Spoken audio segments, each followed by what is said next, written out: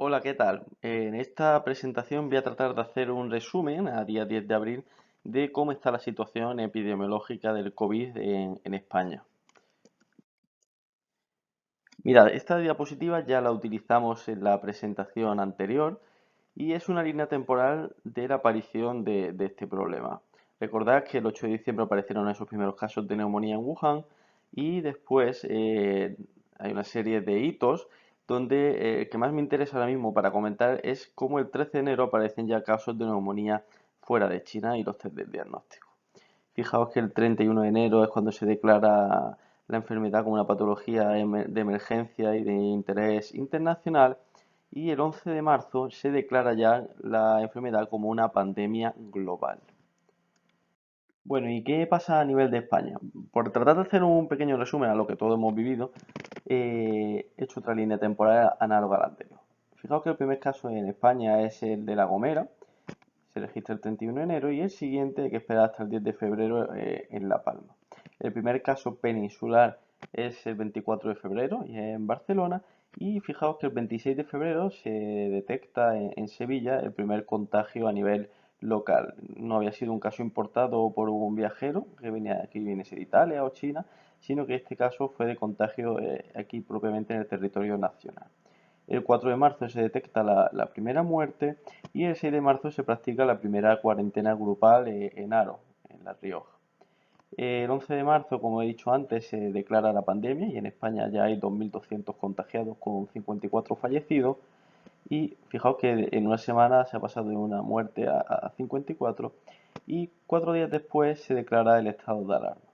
El 3 de abril se prorroga por primera vez el estado de alarma y bueno, teóricamente el 26 de abril es el último plazo que tenemos en cuanto a estado de alarma, pero no está claro si va a ser el fin o se va a volver a posponer.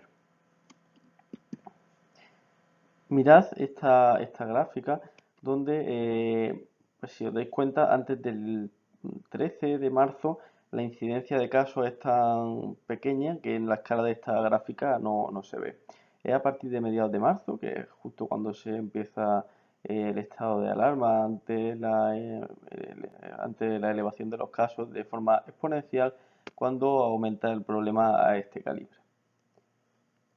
En este gráfico se indica el número de casos de coronavirus confirmados por día, aunque hay que decir que, bueno, pues, si bien parece que la tendencia es a una fase de meseta en la actualidad, realmente hay que tener en cuenta que el protocolo ha sufrido varios cambios. Inicialmente se apostó por realizar el mayor número posible de test y luego, debido a la limitación en cuanto a la cantidad de test disponibles, se ha abogado por dejar las situaciones que precisan de ingreso hospitalario o que presentan neumonía estrictamente dicha, y eso ha llevado a una clara infraestimación de los casos de coronavirus en España, hasta el punto de que hay autores que consideran que puede haber desde 5 a 10 casos por cada confirmado, hasta autores que consideraban pues que podríamos estar hablando de que actualmente existan pues, de 4 a 7 millones de casos de coronavirus en el territorio nacional.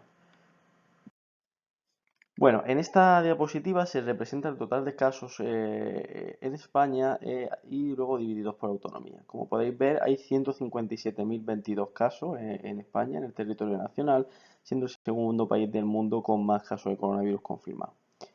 En total estamos hablando de 15.843 fallecidos y se consideran curados 55.668 casos. Y hay nuevos respecto al 9 de abril hacia el 10, 4.576 casos. Fijaos que la mayor parte de los casos se aglutinan en Madrid, seguido de Cataluña, Castilla-La Mancha, Castilla-León, Andalucía y País Vasco. Eh, Quizá más importante que la prevalencia de casos sea la incidencia acumulada en los últimos 14 días, puesto que pone en relación con la población en cada región y eso da una idea más fidedigna de cómo es la magnitud del problema.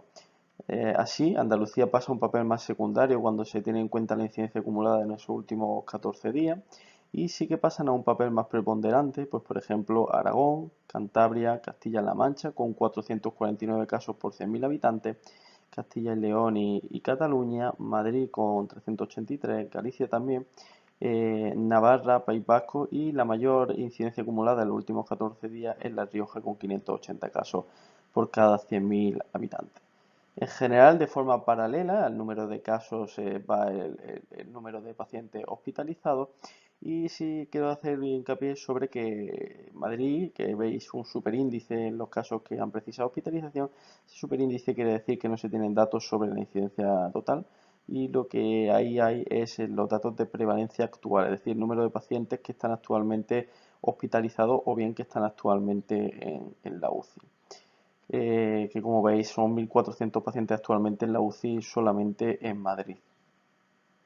En este reporte diario de los casos se hace hincapié sobre todo en los sitios con la mayor incidencia acumulada en los últimos 14 días y como podéis ver pues son estos cuatro, son La Rioja, Castilla-La Mancha, Madrid y Navarra. Andalucía la he añadido yo en este lugar para hablar también de ella, pero como podéis ver esos son los cuatro sitios con la mayor incidencia acumulada y si bien en La Rioja parece que existe un descenso de la curva, como digo todo esto hay que cogerlo con cautela, puesto que el número de test que se realizan es mucho menor que el que necesitaríamos para hablar correctamente de la prevalencia. En Castilla-La Mancha y en Navarra sí que se observa una cierta tendencia ascendente y en Madrid pues no se pueden establecer muchas conclusiones en cuanto a esta gráfica, puesto que podría ser una fase meseta o estar empezando un descenso. En Andalucía la gráfica asemeja un cierto descenso. Eh, por otro lado, y como digo, en cuanto a incidencia acumulada en los últimos 14 días, también se establece en este reporte una comparativa con otros países de los más afectados de Europa, que actualmente pues, es el foco de mayor importancia junto a Estados Unidos de coronavirus y pasado ya el foco de Asia. Fijaos que en España estamos hablando de una incidencia acumulada en los últimos 14 días y de forma global de 197 casos por 100.000 y una letalidad de 10 muertes por cada 100.000 habitantes. Fijaos que en Italia la letalidad es algo mayor, 12, y presentan sin embargo una incidencia acumulada menor, con 100 casos por cada 100.000 habitantes. En Alemania la incidencia también es menor, 86, y la letalidad es mucho menor, con 1,95 casos por 100.000 habitantes. Y en Francia, sin embargo, sí que llama la atención que aunque la incidencia es menor, y de hecho es más de 2 veces menor que la de España, la letalidad es de 14 casos por 100.000 habitantes, por tanto mayor que la de España, igual que también es mayor que la de España la del Reino Unido o la de Países Bajos. Eh, Bélgica tiene una tasa de incidencia similar a la nuestra y la de Portugal es algo inferior a la nuestra. Y la de Portugal es una tasa de letalidad mucho más baja que la nuestra. En esta gráfica se vuelve a ver pues, los datos de casos nuevos por cada país y en España, aunque parece que existe una fase meseta, como digo, no se puede establecer como una conclusión totalmente cierta en base a la clara infrautilización de los test diagnósticos. En cuanto a Italia, gráficamente, pues parece que está también en una fase meseta, pero la utilización de test en Italia, aunque mayor que la de España, tampoco es la apropiada. En Alemania parece también existir cierta fase de meseta, al igual que en Francia y en Reino Unido, así que parece que existe una tendencia ascendente. Eh, Mirad que esta es una comparativa de la incidencia acumulada, arriba a la izquierda, entre bueno, algunos de los países del mundo fuera de Europa que tienen mayor número de casos. Fijaos que en Estados Unidos estamos hablando de una incidencia acumulada de 109,72. Es el país con la mayor prevalencia de casos del mundo, con 427.460, pero tiene una incidencia acumulada menor que la de España. En China, la incidencia acumulada en los últimos 14 días es súper pobre, estamos hablando de 0,09 casos por 100.000 habitantes y con una tasa de letalidad que ha bajado mucho en relación, pues probablemente también, aparte del expertise en el manejo, a la disminución de la tasa de incidencia. Igualmente Irán ha pasado a una tasa menor desde aquella fase inicial en la que era uno de los más afectados. Y bueno, Canadá también tiene un número importante de casos, pero con una tasa baja. Y Brasil y Corea del Sur tienen tasas muy bajas. Corea del Sur es un país que en un primer momento tuvo un gran papel en cuanto a volumen de casos, pero bueno, probablemente basado en una política de test masivo y confinamiento estricto, ha bajado su tasa hasta 2,17 casos por 100.000 habitantes en la actualidad, con una tasa de letalidad de 2 por 100.000 habitantes. Abajo pongo el registro de casos actualizado a nivel mundial. Como podéis ver, actualmente los países con mayor cantidad de casos son Estados Unidos, España, Italia, Alemania, Francia, China, Irán y Reino Unido. Aquí he elaborado una tabla, pues intentando hablar un poquito de los test. Cualquier presentación que hayáis visto o cualquier noticia que hayáis seguido, habréis visto que se ha hecho muchísimo hincapié en la necesidad de la utilización de los test. Bueno, he tratado de buscar cómo objetivar esto y lo que he hecho es coger los países con mayor tasa de test por habitante, que como habéis visto en la diapositiva previa, en la herramienta Worldometer ya se puede ver el número de test realizado por paciente, por país, perdón. He quitado algunos países en los que, bueno, la tasa de test por millón de habitantes estaba sobreestimada en base a que eran países con muy poca población y, por tanto, regiones del estilo de Gibraltar, pues tienen baja población y, por tanto, si se realizan muchos test, las tasas se sobredimensionan demasiado. Pero me he intentado quedar con algunos que sí que son más interesantes de comparar con nuestro caso. Fijaos que en Islandia hay una tasa de test por millón de habitantes de 100.000 test.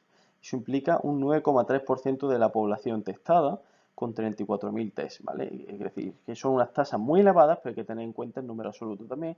Y bueno, pues son 34.000 test que son bastante menos que lo que se han realizado en España, eso sí, cubre el 10% de la población. En este país estamos hablando de 18 muertos por millón de habitantes y con un número de casos de 1.600, implicando eso 4.900 casos por millón de habitantes, ¿vale? Es decir, que tiene una tasa de prevalencia bastante alta por otro lado. Probablemente está en claro reflejo de una mayor utilización también de test y por tanto un mayor reflejo de la situación real. No voy a leer la tabla entera para no ser excesivamente repetitivo, pero sí que os quiero enseñar cómo, bueno, pues Emiratos Árabes ha hecho 59.967 test por millón de habitantes y eso implica un 6,3% de población y fijaos que en este caso sí que ha realizado más test que España y eso sí, con una prevalencia mucho menor de enfermedad, intentando anticiparse al problema. En Noruega se ha cubierto un 2,3% de la población, en Suiza un 2,1%, en Alemania un 1,6%, implicando 1.317.000 test y con una prevalencia que es menos de la mitad que la de España eh, y con una letalidad que es 10 veces menor que la de España. En Italia se han hecho más test que en España, con un número de test que cubre al 1,4% de la población y con una tasa de letalidad que es algo menor que la española y con una tasa de prevalencia actualmente que es menor que la española. Como digo, en España la situación es que se han realizado 355.000 test y eso supone un 0,75% de la población nacional. Son 9.135 test por cada millón de habitantes y en un país donde la letalidad actual es de 339 muertos por cada millón de habitantes, con una prevalencia de 3.358 casos conocidos por millón de habitantes. Y bueno, fijaos como en Estados Unidos, por ejemplo, también han hecho una utilización pobre de los test, pese a que se han realizado 2.385.000 test, eso solamente ha cubierto el 0,72% de la población. De todos modos, fijaos que hay países que, bueno, tienen el honroso gusto de estar peor. He tratado de reflejar aquellos países que realmente tienen una prevalencia grande y que están peor, es decir, que tienen más de 20.000 casos y que han realizado menos test, y esos son Bélgica, Estados Unidos, como está puesto arriba ya, Países Bajos, Francia, Reino Unido, Turquía e Irán. Pero que tener en cuenta que Irán también puede ser un reflejo de una tasa inicial más creciente de casos que posteriormente fue descendiendo. Tal y como os estaba comentando, en Irán existe una cierta tendencia decreciente de los casos en los últimos días, pero traigo sobre todo esta diapositiva para reflejar un poco el caso de Corea del Sur. Fijaos cómo en un primer momento parecía que su tasa de incidencia era altísima y que tenían un problema que podía llegar a ser pues, de los más importantes del mundo, y sin embargo ha pasado a unos puestos muy discretos, y probablemente esto está en relación a la política de test masivo, que como podemos ver hizo un pico precoz y ha hecho que se mantenga en unos datos pues bastante bajos, como digo, en base a test masivo, en base a confinamiento estricto, a de geolocalización con vigilancia de la cuarentena, etcétera. En esta gráfica, arriba tenemos la tasa de casos por día pues fijaos, del 24 de enero al 3 de marzo. En el color que está, que es el único que está en ese momento, es el color de Asia. En ese primer momento la enfermedad estaba localizada de forma predominante en Asia, a expensas de China y posteriormente Corea. En la gráfica de debajo, a partir del 1 de marzo y hasta la actualidad, vemos cómo va ganando protagonismo Europa cada vez más. A mediados de marzo ya es mucho más protagonista que Asia. Posteriormente va ganando importancia América, sobre todo a expensas de Estados Unidos. Y posteriormente, bueno, pues sigue un cierto remanente de Asia, ya no tanto en base a China, sino como otros países. Fijaos que en la actualidad, pues la repercusión de cada región pues es de que solamente América ya aglutina más casos que Europa, y entre ambas regiones han dejado muy por detrás al que fue el foco inicial de la infección. Y como digo, pues estos son los países con la mayor prevalencia, y en cuanto a la tasa de ataque o tasa de casos por millón, pues ahí la tienen al lado colocada por si queréis verlo. Pero como digo, bueno, pues la tasa de España es la tasa de ataque pues más alta entre todos los países con mayor cantidad de casos, y quitados países de baja población que se infraestiman si hay muchos diagnósticos en base a políticas de mass test. O sea, que realmente no es tanto el problema real en esos casos. Bueno, lo que sí hemos querido hacer en esta presentación es reflejar este material que se ha publicado 21, actualmente es el número 21, hay 20 previos, y este es un material que es realmente importante. Es importante porque, bueno, esto que es un informe que hace el Instituto de Salud Carlos III con la Red Nacional de Vigilancia Epidemiológica, es una información de primera mano sobre muchas incógnitas que teníamos previamente. Es cierto que no conlleva toda la información, porque una cosa es los casos que están confirmados y que están notificados, y otra es la que se entrega a estas redes de vigilancia con toda la información precisa para hacer estos análisis. Como podéis ver en esta gráfica, se observa bueno, cuántos casos por cada región se han notificado a esa red nacional de vigilancia, y por tanto se han podido tener en cuenta para esta serie de análisis. Hay regiones pues, como Andalucía que han notificado buena parte de ello, o regiones que han notificado pues, una parte más pobre, como puede ser Galicia o Aragón. Pero es muy importante esta información que vamos a conseguir a partir de 83.660 casos, aunque el total cuando se hizo este análisis fuesen 135.000 casos. ¿Y por qué es tan importante? Pues fijaos, vamos a compararlo con los artículos con los que aprendimos el coronavirus, ¿vale? Los tres grandes artículos y los cuales utilicé en la presentación previa.